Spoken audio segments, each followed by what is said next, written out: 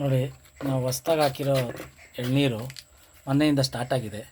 ಇದು ನಮ್ಮದು ಹಳೆ ತಳಿ ಕಂಪೇರ್ ಮಾಡಿದ್ರೆ ಇದು ತುಂಬ ಸ್ಮೂತಾಗಿದೆ. ಓಪನ್ ಮಾಡಲಿಕ್ಕೆ ಎಲ್ಲ ಕಷ್ಟಪಡಲೇಬೇಕಾಗಿಲ್ಲ.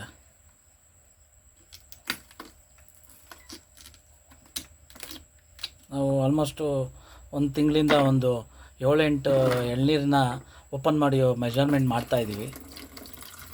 ಅಂದಾಜು ಪ್ರತಿ ಎಳ್ನೀರು ಮಿನಿಮಮ್ 500, 520, 530 ml ಆ ಥರ ಕೊಡ್ತಾ ಬಂದಿದೆ.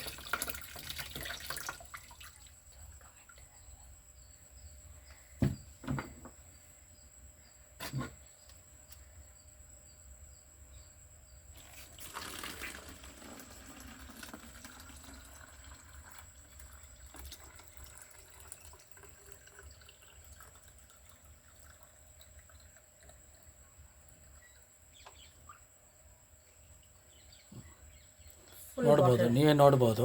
ಇದು ಅರ್ಧ ಲೀಟ್ರದು ಪೂರ್ತಿ ಬಾಟ್ಲು ಬಂದಿದೆ.